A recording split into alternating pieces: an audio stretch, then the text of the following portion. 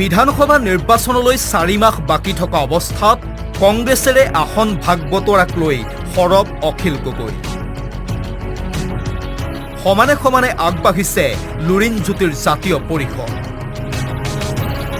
BJP মিত্ৰজোঁটক গাদিচ্যুত কৰিবলৈ কংগ্ৰেছৰ আসন ভাগ বতৰা বিচাৰিছে অখিল লুৰিণে। বিভিন্ন ৰাজ্যৰ উদাহৰণেৰে ঐক্যবদ্ধ নিৰ্বাচনী যুঁজৰ পোষকতা লুৰিণজ্যোতিৰ। ঐক্যবদ্ধভাৱে কেনেকৈ আগবাঢ়িব পাৰি, ভোট বিভাজনটো কেনেকৈ ৰোধ কৰিব পাৰি, মানুহৰ মাজত ভুল বুজাবুজি নোহোৱাকৈ কেনেকৈ থাকিব পাৰি, তাৰ কাৰণে আমি সকলোৱে সংযমী হৈ এৰা ধৰাৰে বুজা পৰাৰে আমি সকলোৱে আগবাঢ়িব লাগিব। আৰু সেইকাৰণে সকলোকে আহ্বান জনাইছোঁ। AIUDFক বিজেপিৰ বি টিম আখ্যা। বিজেপিৰ বি টিম সেইটোতো চবেই জানে। আজমল চাহাবে যেতিয়া কিবা এটা কয় হিমন্ত বিশ্ব শৰ্মাক সুধি সুধিহে কয়। আজিকালিতো শুনিছোঁ বোলে তেওঁ উশাহ নিশাহ লওঁতেও হিমন্ত বিশ্ব শৰ্মাক ফোন কৰি কয় মই অলপ খৰকৈ ল'ম নে কমকৈ ল'ম, এইবোৰ সুধি মানে আজমল চাহাবে উশাহ নিশাহ লয়, এনেকুৱা এটা পৰিৱেশ হৈছে। তদুপৰি বিজেপি মিত্ৰজোঁটক পৰাস্ত কৰিবলৈ বিৰোধীৰ ৰণনীতি সদৰি কৰিলে লুৰিণে। হৈ থাকিলে শ্ৰীলংকাৰ নিচিনা পৰিৱেশ হ'ব, সেইটো হৈ থাকিলে বাংলাদেশৰ নিচিনা পৰিৱেশ হ'ব। সেইকাৰণে সেই কথা বতৰাবোৰ আমি কোৱা নাই, কেইখন চৰকাৰী সেইখন আচলতে সেইখনৰ প্ৰতিবেদন আমি সকলোৱে চাব লাগে। 2,16,000 কোটি টকা আমাৰ ঋণৰ বোজা হ'ব 2026 চনৰ মাৰ্চ মাহত। গতিকে ভয়ংকৰ এটা পৰিৱেশ এটা চলি আছে। তাৰ লগে লগে যিবোৰ আঁচনি চৰকাৰী আঁচনি এতিয়া জল জীৱন মিছনৰ তেওঁলোকে আটাইতকৈ দেশৰ ভিতৰত আটাইতকৈ বিফল। গতিকে এই কথা বতৰাবোৰ আমি লৈ যাব লাগিব। অবাধে চলা দুৰ্নীতি, সিন্ডিকেট, ভ্ৰষ্টাচাৰ, পৰিয়ালকেন্দ্ৰিক দুৰ্নীতি, তেওঁলোকে দিয়া প্ৰতিশ্ৰুতিসমূহ পালন কৰিব নোৱাৰি, সকলো কথা লৈ ৰাইজৰ মাজলৈ যাম।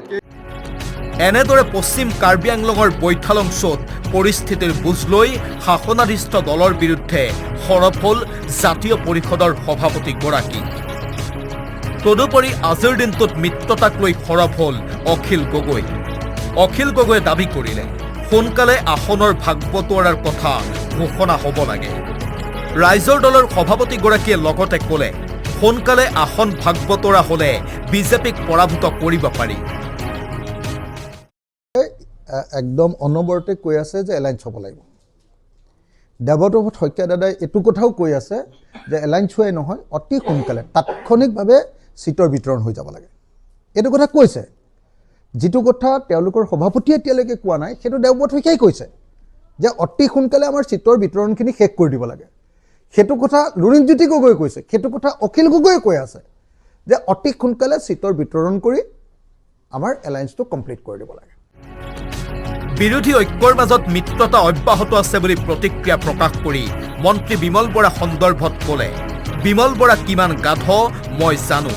বিমল বৰা গ্ৰন্থমেলালৈ আহিবলগীয়া মানুহেই নহয়, বাণিজ্য মেলালৈ যাব লগাহে মানুহ বিমল বৰা। মিত্ৰতাৰ ৰাজনীতিৰ মাজতে অখিল বনাম মন্ত্ৰী বিমল বৰাৰ বাকযুদ্ধ সম্প্ৰতি তুংগত উঠিছে। বিধানসভাৰ চৌহদত মন্ত্ৰী বিমল বৰা আৰু অখিলৰ বাকযুদ্ধ সম্প্ৰতি ব্যাপক চৰ্চা।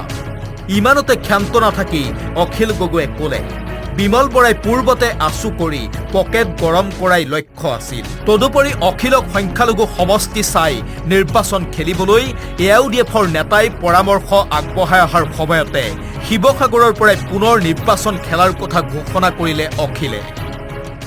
শিৱসাগৰটোতো এৰাৰ মোৰ কোনো প্ৰশ্নই নাই, আপোনালোকে জানেই। শিৱসাগৰ বাৰু কেলে এৰিম, হয়নে নহয়? কিন্তু মই কৈছিলোঁ আপোনালোকৰ সাংবাদিকসকলে মোক প্ৰশ্ন কৰিছিলে যে যদিহে আপুনি এলায়েন্সৰ স্বাৰ্থত শিৱসাগৰ এৰিব লাগে, কৈছে যে কংগ্ৰেছে আপোনাক শিৱসাগৰ নিদিওঁ বুলি কৈছে। যদিহে এলায়েন্সৰ স্বাৰ্থত শিৱসাগৰ এৰিব লাগে তেতিয়াহ'লে আপুনি শিৱসাগৰ এৰিব নেকি? মই কৈছিলোঁ যে মোতকৈ যদি সঁচাকৈ ভাল কেণ্ডিডেট থাকে নিশ্চয় এৰি দিম, কাৰণ আমিতো সকলোকে জিকোৱাটোৱে আমাৰ গুৰুত্বপূৰ্ণ কাম। উল্লেখ্য যে অখিলৰ এই ঘোষণাৰ বিপৰীতে মন্ত্ৰী জয়ন্ত মল্ল বৰুৱাই অখিল গগৈক ধুবুৰীৰ পৰা নিৰ্বাচনত অৱতীৰ্ণ হ'বলৈ পৰামৰ্শ দিলে। মন্ত্ৰীগৰাকীৰ মতে শিৱসাগৰত অখিলৰ জয়ৰ সম্ভাৱনা নাই, সেইবাবে ধুবুৰীৰ পৰা নিৰ্বাচনত অৱতীৰ্ণ হ'বলৈ অখিল গগৈক আহ্বান মন্ত্ৰীগৰাকীৰ। এনেকুৱা এখন পৃথিৱীত বাস কৰে য'ত বাস্তৱতা তেওঁ বিচাৰিও নাপায়।